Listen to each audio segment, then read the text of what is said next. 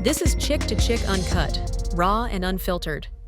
President Trump recently signed an executive order called Keeping Men Out of Women's Sports. Now, this order directs federal agencies to interpret Title IX as defining sex as the biological sex that was assigned at birth. Now, this executive order takes effect immediately, and basically it bans transgender girls and women from participating in sports at schools that receive federal funding. Now, when we talk about schools, we're not just talking about high schools. We're also talking about colleges, universities, any type of educational program that receives federal funding. If these schools violate this executive order, they would lose their federal funding.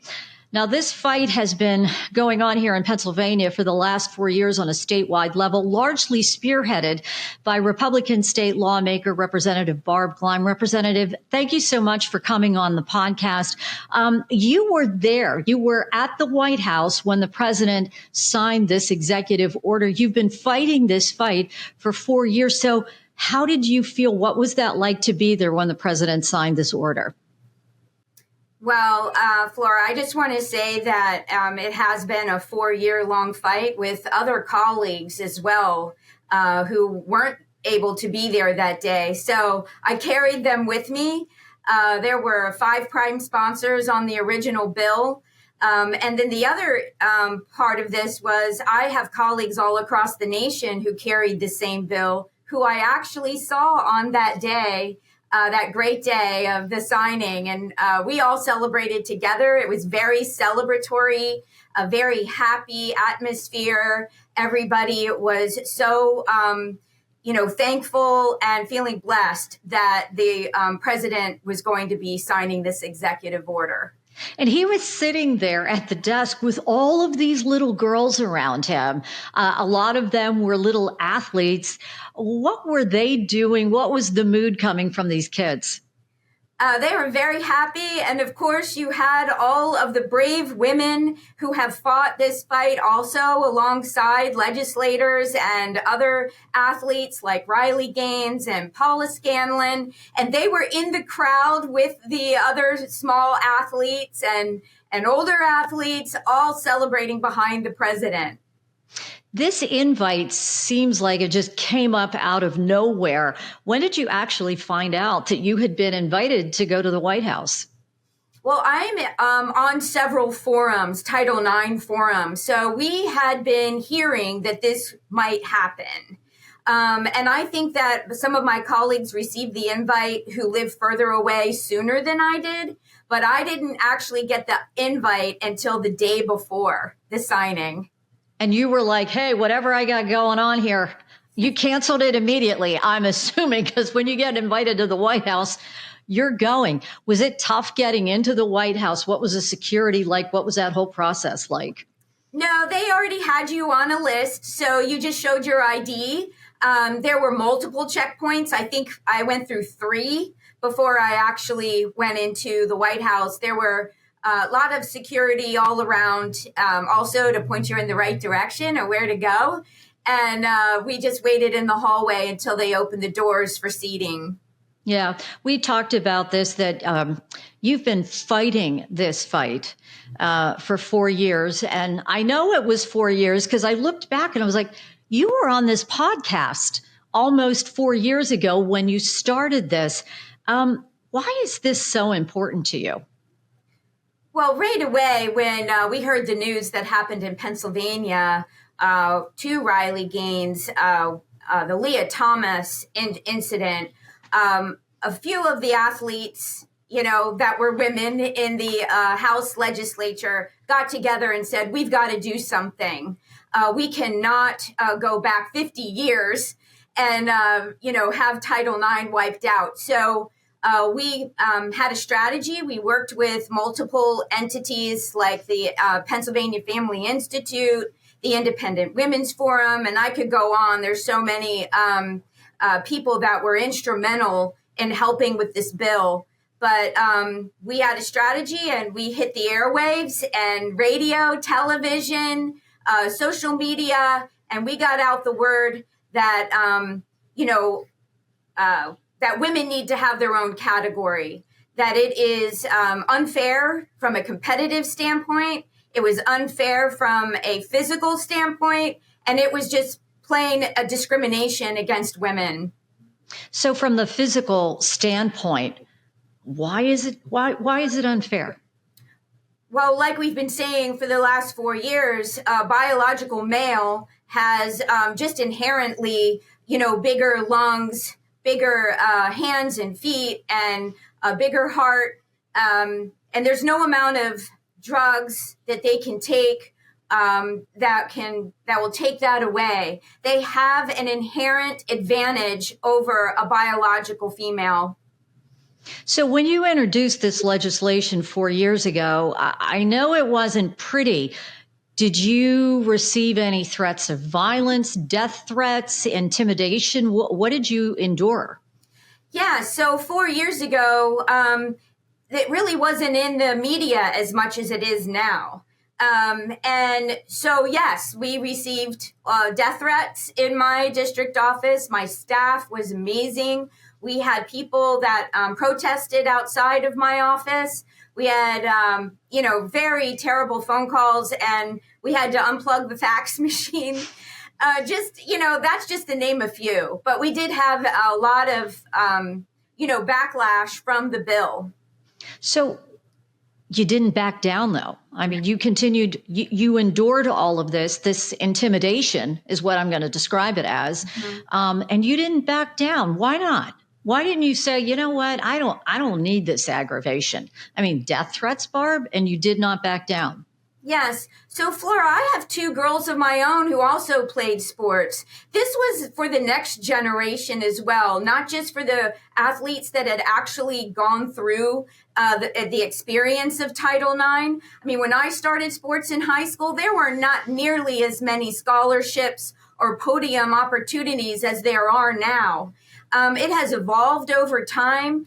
And I was just determined that this was not going to go back to those times for the next generation.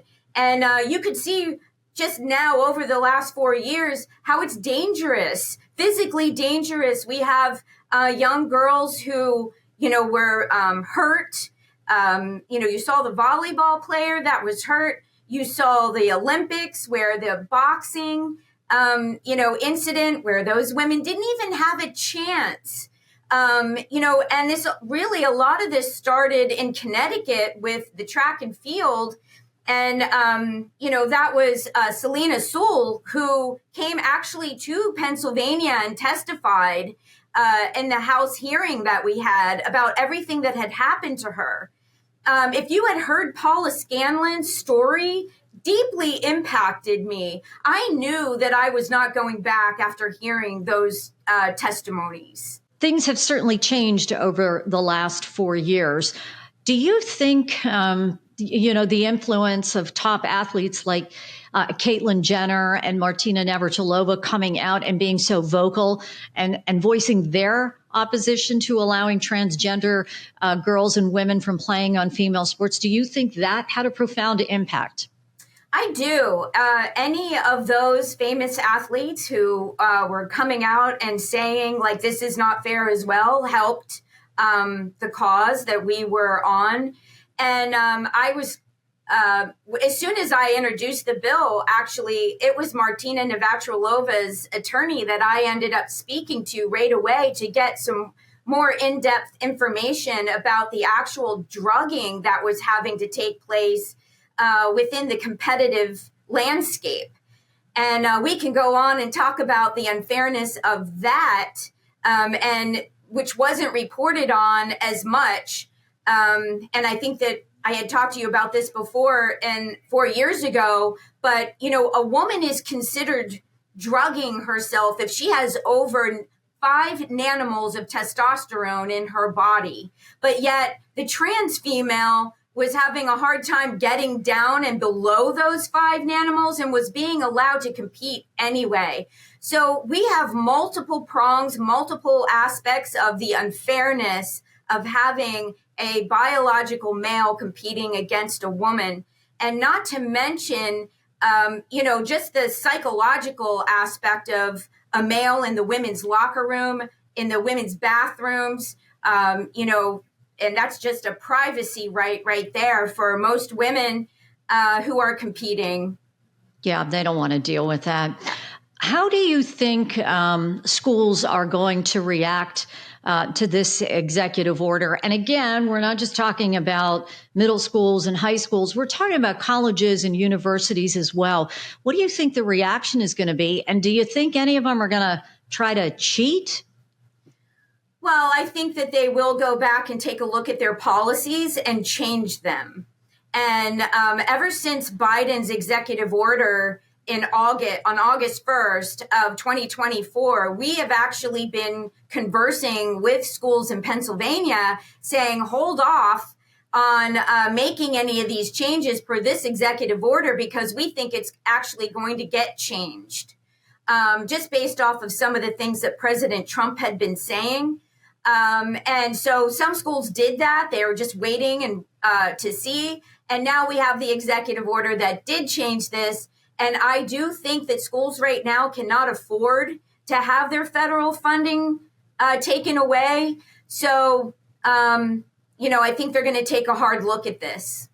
So we talked about this executive order. It's supposed to take effect immediately, but we do have legislation here in Pennsylvania as well. We have Republican senators that introduce legislation.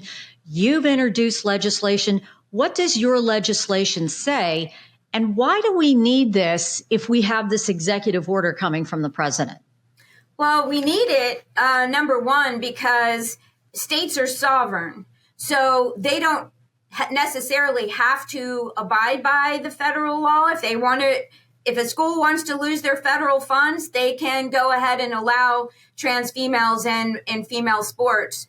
So we need to have this passed to codify it in Pennsylvania law. I'm so thankful that we have the Senate Bill 9. There is a majority in the Senate. So I anticipate that this bill will be coming from the Senate to the House. I have House Bill 158, which is basically the same thing. And it says that trans females cannot play sports in a female category. That's, in a nutshell. It's basically just putting a law on the books, reaffirming what this executive order says. Is that correct? That's correct. And to put this in layman's terms, you say, well, we need this law to codify. Tell me if this is what you're saying, and correct me if I'm wrong. Basically, what you're saying is we need this law because we have this order, but another administration could come in and say, we're getting rid of this executive order. So our laws would be firm in place. Am I understanding this correctly? Yes. So from the executive order, you could have another president come in 4 years and change it again, just like what happened between President Biden and President Trump. Right now in Congress, they also have a bill that's going to codify it on the federal level. States need to align with the federal law.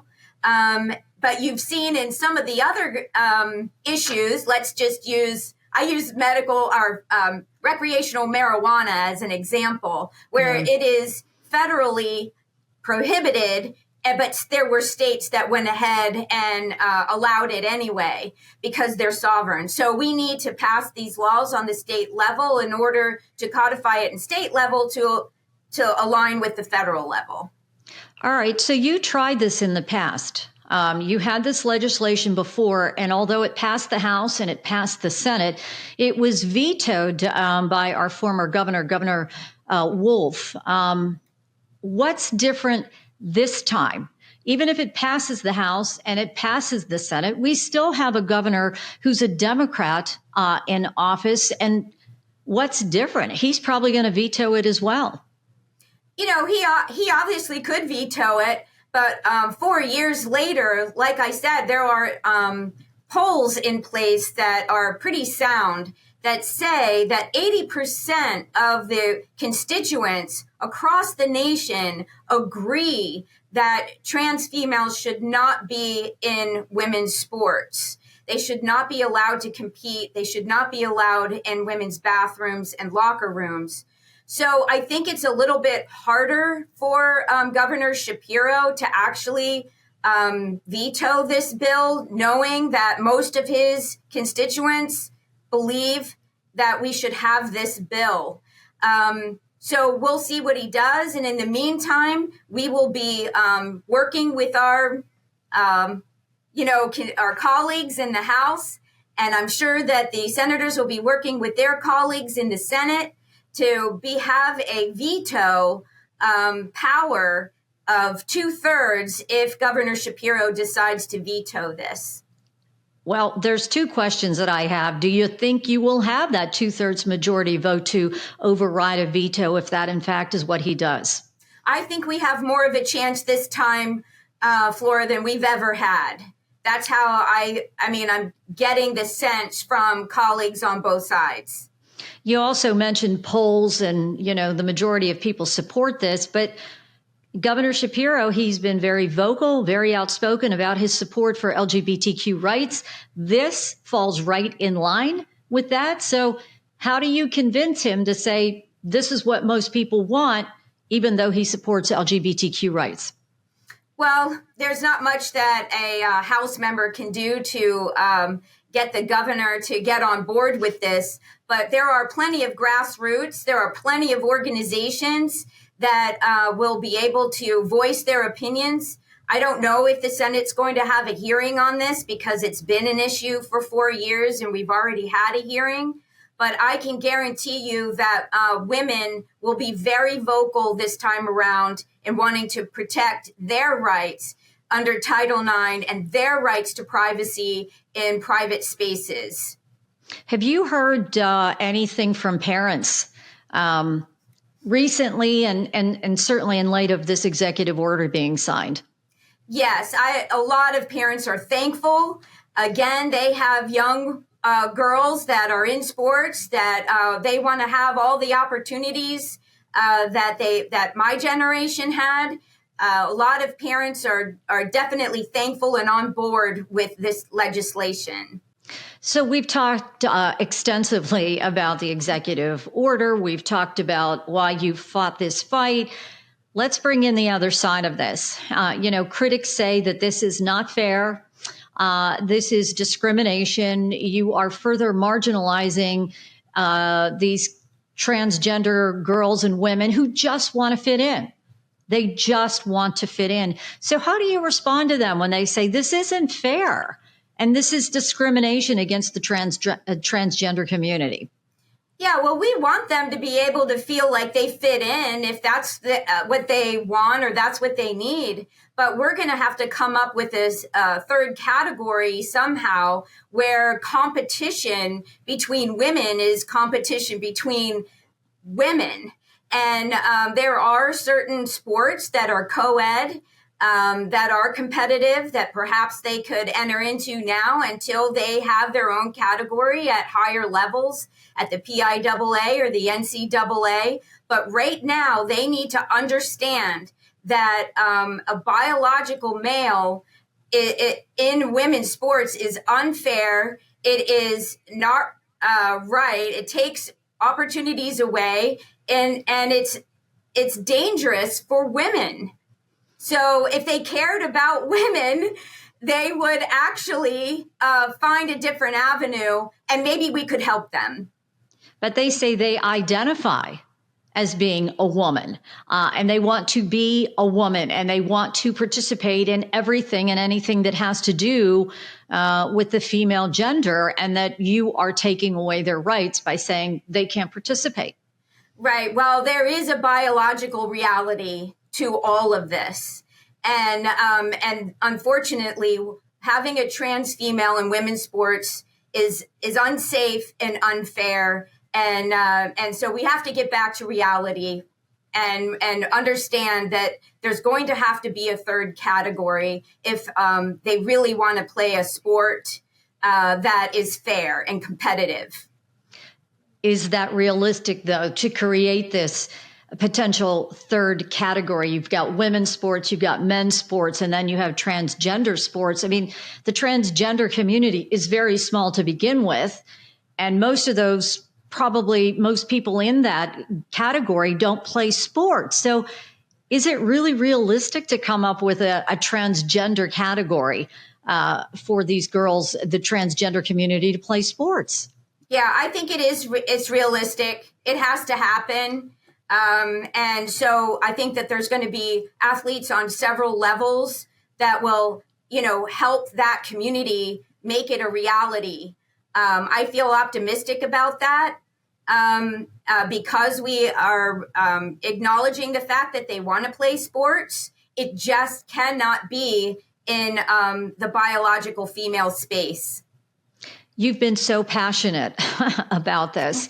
You have not backed away despite everything. You talked about the death threats and the threats of violence and whatnot.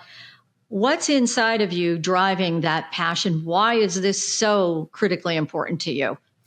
So, Flora, it's about equal opportunity for women.